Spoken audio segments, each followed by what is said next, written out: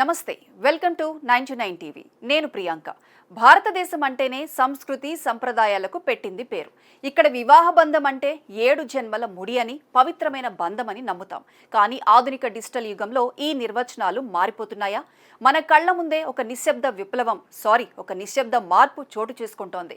అది కూడా మన స్మార్ట్ ఫోన్ల ద్వారానే. హైదరాబాద్లోని ఒక సాఫ్ట్వేర్ ఇంజనీర్ లేదా బెంగళూరులోని ఒక గృహిణి, వీరంతా తమ రోజువారీ జీవితంలో చాలా సాధారణంగా కనిపిస్తారు. కానీ వారిలో కొందరి స్మార్ట్ ఫోన్లలో ఒక రహస్యమైన యాప్ ఉంది.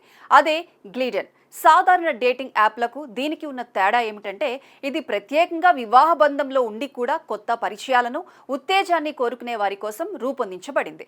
నమ్మశక్యంగా లేకపోయినా ఇది నిజం. భారతదేశంలో ఈ యాప్ వినియోగదారుల సంఖ్య ఏకంగా 40 లక్షల మార్కును దాటేసింది. ముఖ్యంగా మన భాగ్యనగరం హైదరాబాద్ ఈ విషయంలో టాప్ గేర్లో దూసుకుపోతుందట. దేశవ్యాప్తంగా ఉన్న వినియోగదారుల్లో బెంగళూరు 18% వాటాతో మొదటి స్థానంలో ఉంటే, హైదరాబాద్ 17%తో అతి తక్కువ తేడాతో రెండో స్థానంలో నిలిచింది. అంటే సౌత్ ఇండియాలో ఈ రెండు ప్రధాన నగరాలు ఈ కొత్త ట్రెండ్కు కేంద్ర బిందువులుగా మారుతున్నాయి. ఢిల్లీ, ముంబై వంటి మెట్రో నగరాలను కూడా హైదరాబాద్ వెనక్కి నెట్టడం ఇప్పుడు సామాజిక విశ్లేషకుల్ని నోరెళ్లబెట్టేలా చేస్తోంది.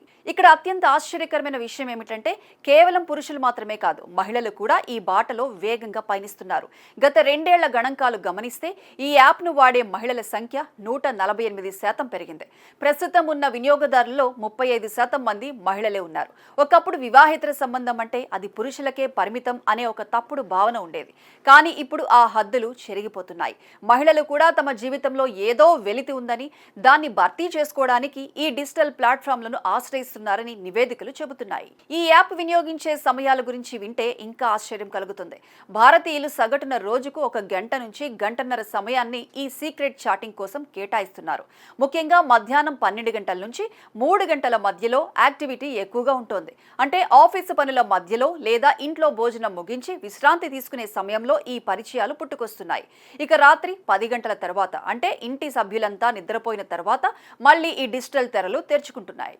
వయసు విషయంలో కూడా ఒక విచిత్రమైన వైరుధ్యం కనిపిస్తోంది. ఈ యాప్లోని పురుషులు ఎక్కువగా 25 నుంచి 30 ఏళ్ల వయసు ఉన్న యువతల కోసం వెతుకుతుంటే, మహిళలు మాత్రం 30 నుంచి 40 ఏళ్ల మధ్య ఉండి జీవితంలో స్థిరపడిన, పరిణితి చెందిన పురుషులను కోరుకుంటున్నారట. అసలు భారతీయులు ఎందుకు ఈ వైపు మొగ్గు చూపుతున్నారు? దీనిపై గ్లిడెన్ ప్రతినిధి సైబెల్ షిడెల్ తనదైన స్టైల్లో సమాధానం చెప్పారు. భారతీయులు ఇప్పుడు తమ వ్యక్తిగత ఆనందానికి, స్వేచ్ఛకు ఎక్కువ ప్రాముఖ్యత ఇస్తున్నారని, తమకు నచ్చిన విధంగా జీవించాలనే కోరిక వారిని ఇలాంటి ప్రయోగాల వైపు నడిపిస్తోందని అభిప్రాయపడ్డారు.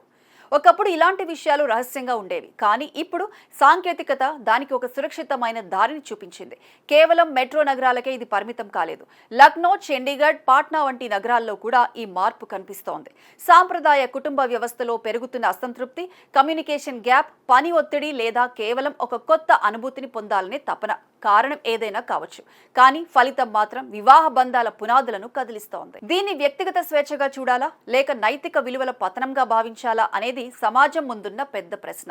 ఒకవైపు డిజిటల్ విప్లవం వల్ల ప్రపంచం దగ్గరవుతుంటే, మరోవైపు అదే డిజిటల్ ప్రపంచం పక్కనే ఉన్న మనుషుల మధ్య గోడలు నిర్మిస్తోందా అనే సందేహం కలగక మానదు. 40 లక్షల మంది భారతీయులు ఒక రహస్య యాప్లో సభ్యులుగా ఉన్నారంటే అది కేవలం ఒక సంఖ్య కాదు. మనం మారుతున్న సామాజిక మనస్తత్వానికి అది ఒక అద్దం. చివరిగా ఒక మాట, ఫోన్లలో యాప్లు అప్డేట్ అవుతున్నాయి, టెక్నాలజీ మారుతోంది. కానీ మనుషుల మధ్య ఉండాల్సిన నమ్మకం, ప్రేమానురాగాల పరిస్థితి ఏంటి? హైదరాబాద్, బెంగళూరు వంటి నగరాల్లో కనిపిస్తున్న ఈ గణాంకాలు రేపటి భారతీయ కుటుంబ వ్యవస్థకు ఎలాంటి సంకేతాలు ఇస్తున్నాయి? ఆలోచించాల్సిన విషయం ఇదే.